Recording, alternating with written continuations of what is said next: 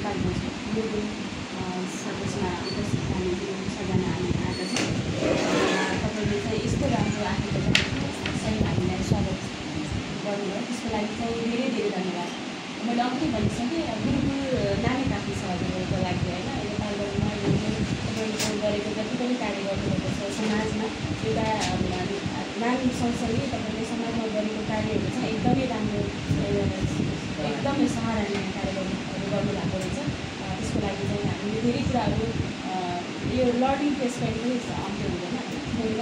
हामीले जहिले पनि दिनदिनै सिक्ने कुरा हो। तपाईँबाट धेरै कुराहरू हामीले सिक्यौँ किनभने कति कुराहरू हामीले गर्छौँ भन्दा पनि त्यो कामहरू गरेका हुँदैन र तपाईँले कसैको काम देखेर नै सिक्ने हो होइन, कसैलाई देखेर सिक्ने। त्यस कारणले गर्दा तपाईँले गरेको काम जुन समाजमा गर्नुभएको कार्यहरू छ त्यो कार्यहरू चाहिँ एकदमै सराहनीय छ र एकदमै खुसी लाग्यो। र जुन हाम्रो हामी त वित्तीय सुशासनमा जुन कुराहरू भन्नुभयो त्यो कुराहरू चाहिँ तपाईँले आफ्नो सञ्चालक समिति होइन कर्मचारीलाई जुन सुशासनको रूपमा रेल कार्यक्रमहरू दिनुभएको छ त्यो चाहिँ एकदमै राम्रो छ। अनि त्यो त सबै त्यो चाहिँ अब दैनिकी जस्तै नै हो। हामीले हाम्रो संस्थामा जहाँ पनि गर्नु नै पर्ने त्यो त आवश्यक पनि हो।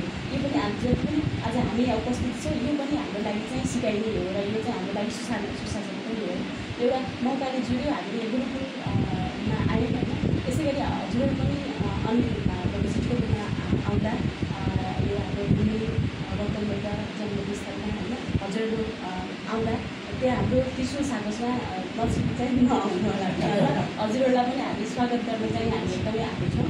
र हाम्रो त्यहाँ निस्केपछि हाम्रो हामीले गरेको कार्यहरू चाहिँ हेर्न सक्नुहुन्छ होइन। हामी चाहिँ यहाँ आएको बेलामा हामीले पनि मेरो कुरा भएन तर चाहिँ उहाँ गएपछि गर्दा हजुरहरूले पनि कस्तो काम गर्नुहुन्छ भन्ने कुरा विजिट गरेर मात्रै थाहा हुन्छ होइन गरेर त्यसको लागि एकदमै धन्यवाद छ। किनभने तपाईँले टाइम दिनुभयो हाम्रो लागि होइन।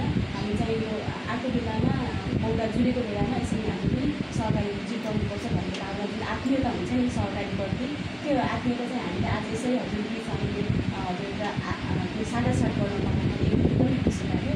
र हाम्रो मेरो सम्पूर्ण किशोर सागसको तर्फदेखि हाम्रो सबै टिमको तर्फदेखि र मेरो व्यक्तिगत तर्फदेखि हजुरहरूलाई धेरै धेरै धन्यवाद दिन चाहन्छु।